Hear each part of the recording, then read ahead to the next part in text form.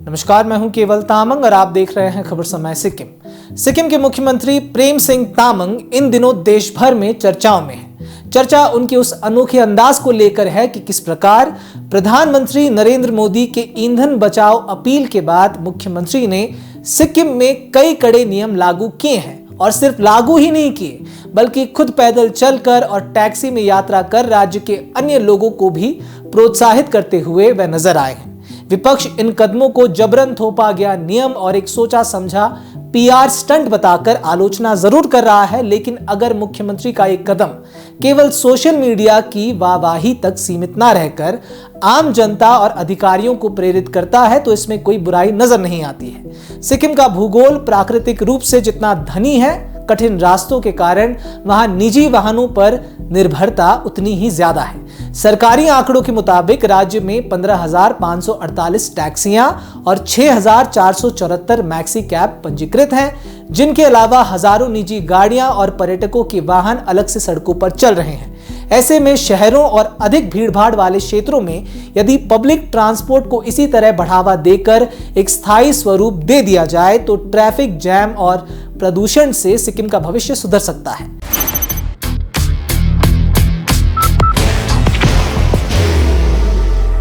There will only be one insignia.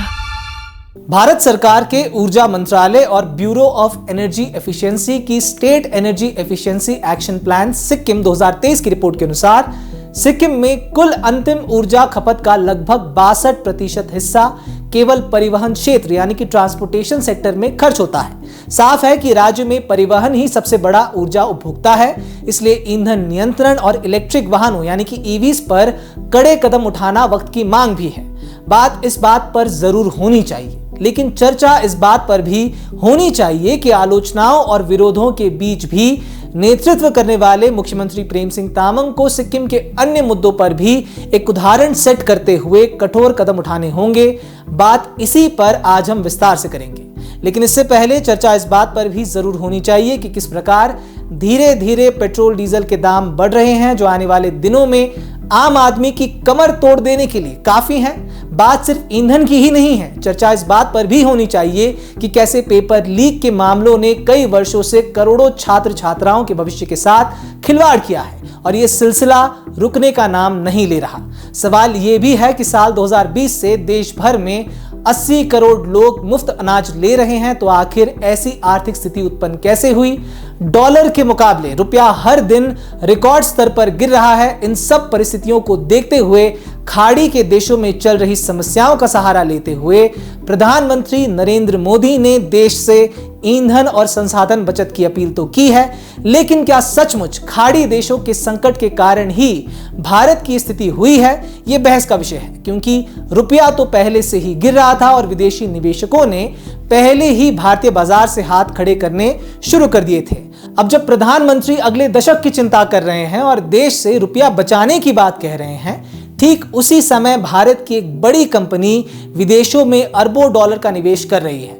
इन सब विरोधाभासों के बीच जब देश की इस डामाडोल आर्थिक स्थिति का स्वरूप स्पष्ट हो रहा है, तब भारत का सबसे कम आबादी वाला राज्य और उस राज्य के मुख्यमंत्री अग्रणी भूमिका निभाते हुए देश को ईंधन और संसाधन बचाना सिखा रहे हैं, जिसकी सराहना निश्चित रूप से होनी चाहिए। बाहर की भागदौड़ अब नहीं तोड़ेगा आपके घर का सुकून। SBM गोल्ड UPVC विंडोज, आपके घर का सुकून।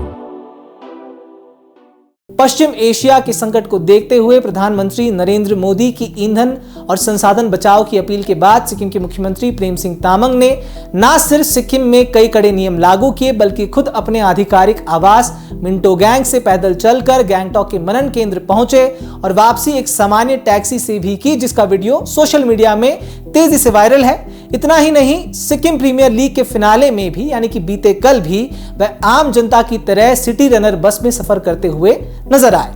अब लेकिन यहाँ ये चाहिए कि सिक्किम और देश के बाकी लोग भी इस बात से प्रेरणा लें और सिर्फ कमेंट में तारीफ ना कर खुद भी उसका पालन करें और इससे सबक सीखें।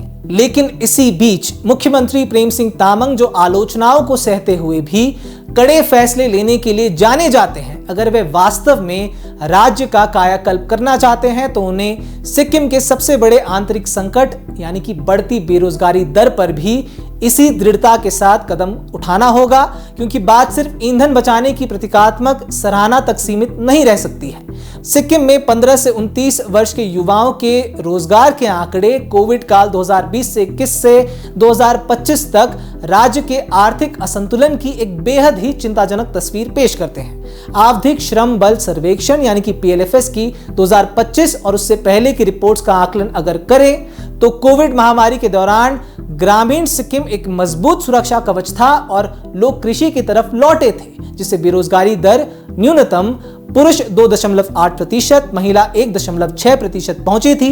लेकिन महामारी के बाद स्थिति पूरी तरह पलट गई है। साल 2023 से 24 में ग्रामीण पुरुषों की इस बेरोजगारी दर उछलकर 10.1% हो गई है और वर्तमान 2025 की रिपोर्ट दर्शाती है कि ग्रामीण क्षेत्रों में रोजगार की भारी कमी के कारण युवा पुरुषों की बेरोजगारी दर 9.5% और युवा महिलाओं की दर 9.6% तक पहुंच चुकी है। इसके उलट शहरी सिक्किम की स्थिति और भी ज्यादा चिंताजनक है।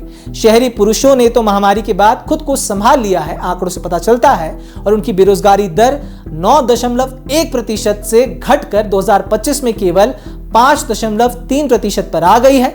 लेकिन शहरी युवतियों के लिए स्थितियां साल दर साल बदतर होती चली गई हैं।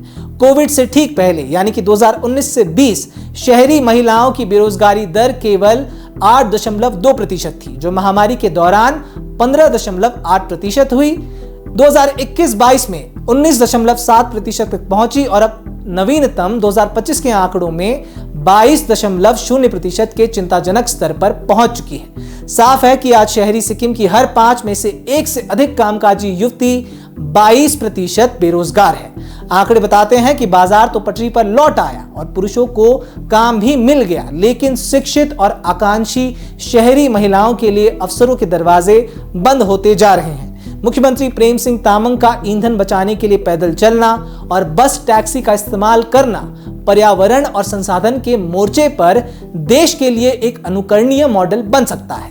लेकिन सरकार को यह याद रखना होगा कि केवल ईंधन बचाकर भविष्य सुरक्षित नहीं किया जा सकता है। जब तक राज्य की आबादी और ग्रामीण युवा बेरोजगारी के इस गहरे दलदल में फंसे रहेंगे, तब तक किसी भी स्थायी विकास की कल्पना अधूरी है। मुख्यमंत्री को अब ईंधन नियंत्रण की ही तरह राज्य के युवाओं को रोजगार देने के लिए भी कड़े और लीक से हटकर फैसले लेने की सख्त जरूरत है। तो फिलहाल ऐसे ही तमाम खबरों को जानने के लिए हमारे साथ बिल्कुल बने रहें और देखते रहें खबर समय सिक्किम, हर समय खबर समय। धन्यवाद। Elevate your career at IIHM Siliguri, organizers of the International Young Chef Olympiad. Earn a degree with placements in France and Mauritius. Now in Kalimpong,